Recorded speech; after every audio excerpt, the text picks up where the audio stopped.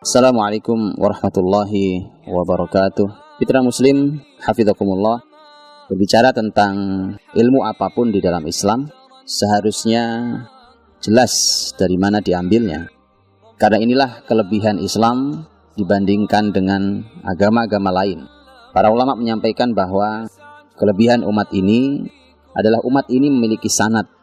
Yang sanad atau jalur riwayat itulah yang memastikan bahwa ini benar-benar peristiwa yang asli, yang otentik.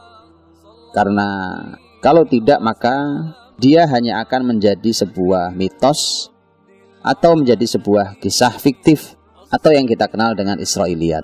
Untuk itulah Islam adalah agama yang teruji kebenarannya dan keasliannya.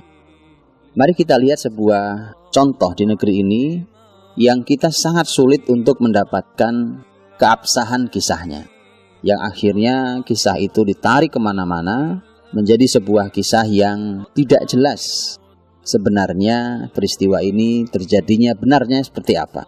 Yang seperti ini banyak di negeri ini. Contohnya adalah kisah tentang Wali Songo. Kita semua sering mendengarnya, tetapi yang digambarkan kepada kita tentang Wali Songo adalah sebenarnya yang digambarkan oleh seorang sutradara dalam filmnya. Sehingga itulah yang ada di kepala kita. Seharusnya ada literatur yang bisa dipercaya dan menjelaskan tentang bagaimana sebenarnya kisah Wali Songo di negeri ini. Menjadi sangat aneh bukan ketika para Wali Songo adalah para ulama besar, yang mereka adalah orang-orang yang mengerti ilmu Islam, mereka orang-orang yang menduduki posisi yang tinggi di masyarakatnya, yang mengawal kepemimpinan saat itu dengan ilmu Islam, yang memberikan fatwa dan bimbingan kepada masyarakat. Tiba-tiba digambarkan kepada kita bahwa Wali Songo adalah sekelompok orang-orang yang klinik. Maka menjadi sangat aneh. Kemudian sulit setelah itu untuk membuktikan mana sebenarnya kisah yang sesungguhnya. Inilah bedanya ilmu di dalam Islam yang sesungguhnya dengan berita-berita yang bersebar di masyarakat. Apalagi hanya merupakan sebuah kisah fiktif yang dituturkan dari mulut ke mulut, yang disampaikan dari kakek kepada cucunya dengan ketidakjelasan sanad sesungguhnya.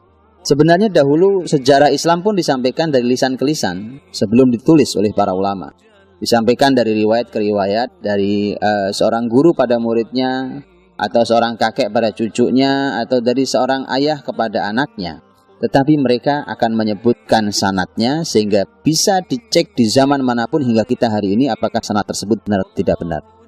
Sementara ada sisi lain yang harus dihati-hati, yaitu terjadinya penyelewengan sejarah, di mana ada sekte-sekte pemikiran-pemikiran sesat tertentu yang memang menggunakan sejarah untuk dipelintir, untuk diarahkan sesuai dengan pemikirannya dan sektenya. Dan inilah yang kemudian belakangan atau hari-hari ini menyebar di masyarakat. Masyarakat nyaris tidak tahu bagaimana cara membaca sejarah, nyaris tidak tahu bagaimana memposisikan diri di dalam mengkaji sejarah, sehingga akhirnya banyak kisah-kisah yang sebenarnya tidak terjadi, atau kisah-kisah yang dibuat-buat dan dimasukkan dalam sejarah Islam, yang itu memperkeruh wajah sahabat, memperkeruh wajah generasi terbaik Islam dahulu. Nah, disinilah pentingnya kita tahu bagaimana sebenarnya kita mengkaji sejarah dengan literatur seperti apa. Literatur di dalam sejarah Islam sudah dikaji oleh para ulama hari ini, dan literatur itu harus tetap literatur yang valid. Literatur itu dalam sejarah memiliki sedikit perbedaan dengan kekuatan jalur riwayat yang dipakai oleh Al-Quran dan hadis Nabi SAW. Para ulama menyampaikan bahwa semua ayat yang ada dalam Al-Quran sampai kepada kita dengan sanad mutawatir. Sanad mutawatir adalah sanad tertinggi kesahihannya, yang mustahil ada orang yang sepakat untuk berdusta di sana. Adapun hadis Nabi SAW ada yang mutawatir, tapi ada yang sahih tapi derajatnya di bawah mutawatir. Ada yang kemudian dikenal juga dengan hasan, kemudian ada yang dhaif dan seterusnya sampai ada yang palsu. Adapun dalam sirah nabawiyah, tentu, sirah nabawiyah adalah sebuah ilmu yang mengambil juga dari Al-Quran dan hadis Nabi SAW. Literatur pertama yang dipakai oleh sejarah Islam, termasuk diantaranya sirah nabawiyah, adalah Al-Quranul Karim. Al-Quranul Karim bukan merupakan buku sejarah. Al-Quranul Karim adalah wahyu Allah yang menjadi panduan bagi orang-orang yang beriman, hudal linnas, sebagai petunjuk bagi manusia. Tetapi Al-Quranul Karim juga mencantumkan sejarah, termasuk sejarah Rasulullah Muhammad SAW. Untuk itulah Al-Quran merupakan salah satu literatur sejarah Islam. Al-Quranul Karim ketika berbicara tentang sebuah kisah, maka otomatis kisah itu dijamin kesahihannya. Sementara Al-Quranul Karim memiliki cara bertutur yang sangat berbeda dengan hadis Nabi SAW dan literatur yang lain. Dikarenakan Al-Quran bukan perkataan manusia. Dikarenakan Al-Quran adalah kalamullah. Sehingga ada kemukjizatan sampai cara bertuturnya, sampai pada susunan kalimatnya. Mari kita lihat umpamanya ketika Allah Subhanahu wa Ta'ala menyampaikan kepada kita tentang peristiwa yang terjadi di perang Hunain dalam surat At-Taubah ayat 25. Laqad nasarakumullahu fi mawatin katsirah wa yawma Hunain id a'jabatkum kathratukum falam tughni 'ankum syai'an wa dhaqat 'alaikumul ardu bima rahubat thumma wallaitum mudbirin. Sungguh Allah telah menolong kalian di banyak peristiwa, termasuk di perang Hunain. Ketika kalian bangga dengan jumlah kalian yang banyak, pada jumlah yang banyak itu tidak pernah berguna bagi kalian. Hingga sempitlah bagi kalian bumi, kemudian kalian lari ke belakang. Ayat ini menyampaikan kepada kita bahwa penyebab kekalahan muslimin di perang Hunain, di awal peperangan Hunain, adalah ketika muslimin merasa bangga dengan jumlah yang banyak. Kalau kita buka dalam sejarah yang sesungguhnya, yang detail dalam kitab sejarah, sebenarnya penyebab kekalahan muslimin bukan hanya merasa bangga dengan jumlah yang banyak. Ada banyak penyebabnya. Saat itu muslimin pasukannya 3 kali lipat pasukan musuhnya. Dan ini cukup jarang. Atau kalau boleh kita katakan bahwa ini termasuk yang pertama dalam sejarah muslimin di zaman Nabi SAW, di mana jumlah muslimin 3 kali lipat jumlah musuhnya. Karena biasanya muslimin jumlahnya lebih sedikit daripada musuhnya. Tapi kali ini di perang Hunain jumlahnya 3 kali lipat, di mana jumlah muslimin 12.000 orang, sementara jumlah musuhnya hanya sekitar 4.000 orang. Dan inilah yang kemudian menyebabkan keluar sebuah kalimat dari seorang sahabat mulia. Lan nughlabal yauma min qillah. Hari ini kita tidak akan kalah hanya karena jumlah yang sedikit. Tapi ini sebenarnya bukan satu-satunya penyebab. Karena salah satu penyebab yang lain, contoh penyebab yang lain menyebabkan muslimin kalah adalah muslimin tidak memiliki kehati-hatian ketika mulai turun ke lembah Hunain. Ketika muslimin masuk ke lembah Hunain, biasanya berhati-hati ketika masuki wilayah peperangan seperti itu. Tapi muslimin tidak berhati-hati, kemudian begitu masuk, muslimin dikejutkan bahwa di setiap balik gundukan pasir ada pasukan musuh yang menyerang mereka dengan anak panah. Itu membuat muslimin tidak siap, kemudian dikejutkan dan kaget, kemudian muslimin lari tunggang langgang ke belakang. Kemudian ada penyebab lain. Penyebab lain diantaranya adalah ketika itu muslimin diikuti oleh 2.000 orang yang baru saja masuk Islam. Dari 10.000 para sahabat yang sudah lama dididik Nabi SAW, ditambah 2.000 orang yang baru saja masuk Islam. Tentu mereka belum belajar banyak tentang Islam. Dan mereka tentu juga belum tahu bahwa tidak boleh seseorang lari dari medan pertempuran. Tapi ketika 2.000 orang lari ke belakang, bayangkan itu akan menjatuhkan semangat 10.000 dan akhirnya kemudian muslimin pun mundur ke belakang. Jadi sebenarnya ada banyak peristiwa atau ada banyak sebab yang menyebabkan muslimin kalah di pertempuran awal Hunain.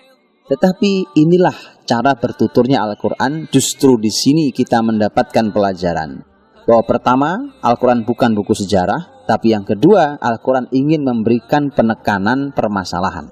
Bahwa semua masalah yang muncul disebabkan awalnya karena muslimin merasa bangga dengan jumlahnya. Ketika muslimin bangga dengan jumlah yang banyak, efeknya adalah muslimin tidak berhati-hati. Ketika mereka memasuki lembah Hunain, mereka sangat percaya diri sampai mereka lalai. Dan itulah yang kemudian menyebabkan efek-efek berikutnya. Dan ternyata ini menjadi pelajaran mahal sekali buat kita semuanya hari ini, bahwa jumlah yang banyak yang kita miliki tidak pernah menentukan apa-apa. Falam tughni ankum, bahwa itu adalah hal yang sebenarnya tidak bisa menolong kalian. Falam tughni ankum syai'a. Untuk itulah muslimin seharusnya muslimin tidak pernah boleh lalai hanya karena jumlah banyak di atas kertas. Jadi ini pelajaran yang Allah sampaikan. Belum lagi ketika nanti kita membahas bahwa ayat ini Allah letakkan di dalam surat At-Taubah. Surat At-Taubah adalah, atau yang juga disebut dengan surat Al-Bara'ah, adalah satu-satunya surat yang Allah Subhanahu wa ta'ala tidak memulainya dengan basmalah. Dan isi At-Taubah memang berisi tentang kemurkaan Allah Subhanahu wa ta'ala. Jadi seakan kita diberi pelajaran dan pas sekali bahwa ayat ketika muslimin membuat Allah murka, maka kemudian mereka mendapatkan kekalahan. Beginilah kurang lebih Al-Quran kita pelajari untuk sebuah ilmu, yaitu ilmu sejarah. Jadi Al-Quran punya cara bertutur yang mukjizat, yang di dalamnya terdapat pelajaran yang sangat mahal. Al-Quran juga terkadang memberikan keputusan dari perbedaan pendapat yang suka kita dengar. Umpamanya, kalau kita buka di dalam buku sejarah, kita akan menjumpai bahwa sebenarnya terjadi perbedaan pendapat di antara para ahli sejarah di usia Nabi berapa tahun ayahnya meninggal. Itu ada perbedaan pendapat sebenarnya. Tetapi Al-Quranul Karim memberikan kepada kita keputusan yang jelas. Bukankah Allah berfirman, Alam yajidka yatiman fa'awa? Bukankah Allah Subhanahu wa ta'ala menjumpaimu wahai Muhammad dalam keadaan yatim, kemudian Allah melindungimu? Itu artinya bahwa Allah Subhanahu wa ta'ala menyampaikan bahwa nabinya yatim. Itu artinya bahwa bisa dipastikan nabi kita adalah yatim. Dengan demikian maka semua pendapat yang tidak mengatakan bahwa nabinya yatim maka berarti salah. Karena Allah menyampaikan dengan jelas, Alam yajidka yatiman fa'awa. Ini contoh-contoh dan betapa Al-Quran walaupun dia bukan buku sejarah tapi menjadi literatur yang paling valid, paling kuat dan paling benar. Dan yang lebih menarik lagi, Al-Quran bertutur dengan cara mukjizat sehingga kita mendapat pelajaran sangat banyak. Kalau kita pergi ke surat Al-Hasyr, surat ke-59 dalam Al-Quran, kita akan menjumpai bahwa satu surat ini oleh Ibnu Abbas radhiyallahu anhuma, pakar Al-Quran dari kalangan sahabat ini, disebut oleh beliau sebagai surah An-Nadir, surat Bani Nadir. Bani Nadir adalah satu kelompok Yahudi yang besar yang tinggal di sekeliling kota Madinah saat itu. Dan Rasulullah SAW memberikan keputusan untuk mengusir Yahudi Bani Nadir karena pengkhianatan mereka terhadap perjanjian. Jadi tidak sederhana ketika kita membaca sejarah Yahudi Bani Nadir dan dalam sejarah panjangnya itu, tidak sederhana pengkhianatan mereka sehingga mereka harus mendapatkan hukuman diusir dari kota Madinah. Dan lagi-lagi surat Al-Hasyr, surat Al-Quran tidak sedang berbicara detail tentang masalah sejarah pengusiran Yahudi Bani Nadir. Walaupun ada kisahnya, bahkan itu panjang lebar, tapi Allah selalu ingin memberikan pelajaran dan kita diminta untuk mengambil pelajaran. Itulah mengapa di surat Al-Hasyr Allah memulai diantaranya dengan kalimat fa'tabiru ya ulil absar. Maka ambillah ibrahnya, ambillah pelajarannya wahai orang-orang yang memiliki fikiran. Ini adalah cara Quran bertutur di mana kita akan mendapat pelajaran banyak di surat Al-Hasyr. Umpamanya pelajaran tentang bagaimana dahulu para sahabat mengusir orang-orang Yahudi. Orang-orang Yahudi yang terkesan solid di mata muslimin itu ternyata bisa dikalahkan bahkan dari tempat yang tidak mereka duga. Allah juga menggambarkan mukminin seperti apa cirinya yang bisa mengusir Yahudi. Dan surat Al-Hasyr itu juga menyampaikan bahwa muslimin diminta berhati-hati dengan keberadaan sekelompok orang di tubuh mukminin tapi sebenarnya tidak beriman, yaitu orang-orang munafik. Itulah cara Al-Quran bertutur surat Al-Hasyr, ingin menyampaikan pelajaran yang hari ini benar-benar hidup buat kita, karena kita hari ini hidup di masa yang peradabannya dikuasai oleh Zionis.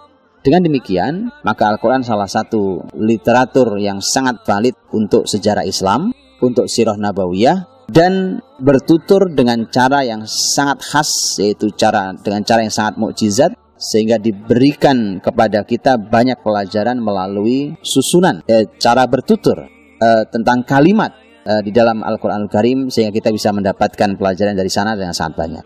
Ini adalah literatur pertama. yang ketika kita membaca sirah nabawiyah, maka cobalah gali dalam Al-Quran. Al-Quran menuturkan dengan cara apa, dan itulah pelajaran terbesar yang harus kita ambil untuk peristiwa di dalam sirah nabawiyah. Mudah-mudahan ada yang bisa kita ambil hikmah dan pelajarannya. Fa'tabiru ya ulil absar, ambillah pelajarannya wahai orang-orang yang berfikir. Assalamualaikum warahmatullahi wabarakatuh.